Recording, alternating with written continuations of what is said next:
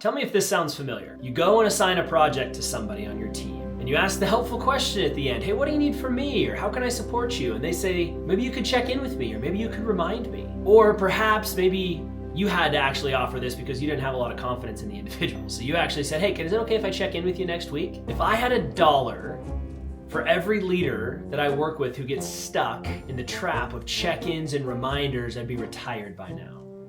In this video series, I'm going to show you a very simple play that you can run to get yourself out of this trap and free up a tremendous amount of your time and your sanity. Let's dive in. Welcome to Leadership Unplugged, where we show you what real leadership sounds like. So let's set the stage a little bit here, because we need to investigate and understand how this terrible habit of check-ins has really come about. Most likely, it stems from a moment where you were delegating some work, right? You were handing them a project or telling them there's something that needed to be done. And this means that you likely told someone what you needed from them. You thought that clarity is kindness, and so you took the time to lay out exactly what needed to be done on the project. But towards the end of that conversation, you had some doubts. Maybe it's from the ambiguity of the project itself. Maybe it's from the track record of the individual that you're working with.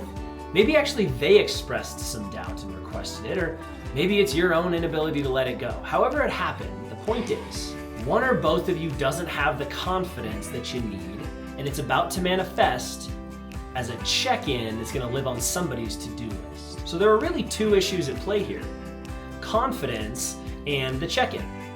Now you can increase your confidence tremendously by becoming excellent at setting expectations, and that'll be in another episode you can check out, but suffice it to say that instead of telling that person what they need to do, the gain in setting expectations is to get that person to tell you what they're going to do and how they're going to do it instead.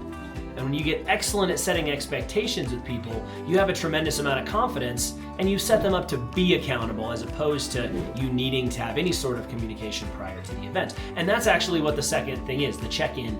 It's about communication prior to the deadline. Now, we want to do this to make sure that we can reassure ourselves, and maybe our bosses, that the thing is actually going to get done on time. And we also do it to try to preempt any of the excuses that we might deal with, right? The I forgot, or I didn't know how, or I ran out of time. We try to preempt all that stuff. Excuses will also be in another episode, by the way.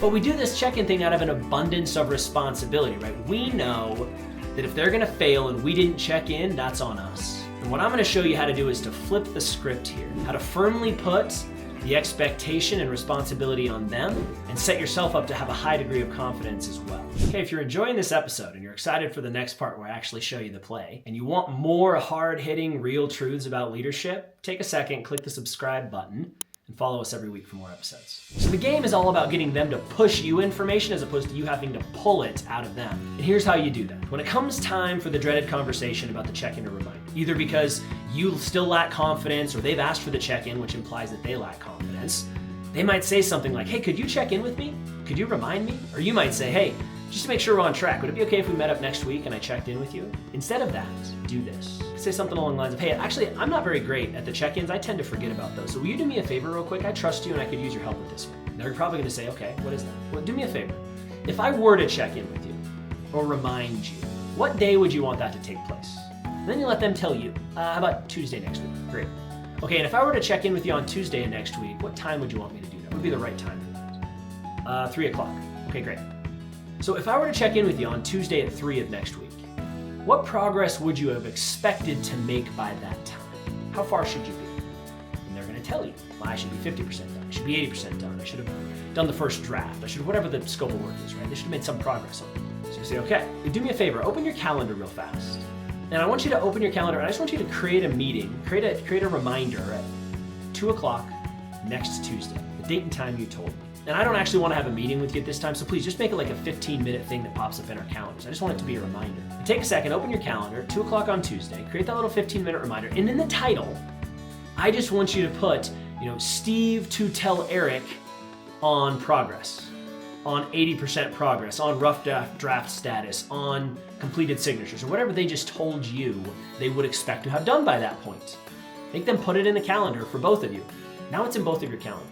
Now I know on Tuesday next week, if I don't get that from you before 2 o'clock, I'll get a little pop-up that reminds me to check in with you. But you'll also get that reminder. So if you don't remind me beforehand, you can do the same. You can just look at your calendar, push me that information, and that way we're on the same page without us having to sync up. Is that okay? That's the play that we run.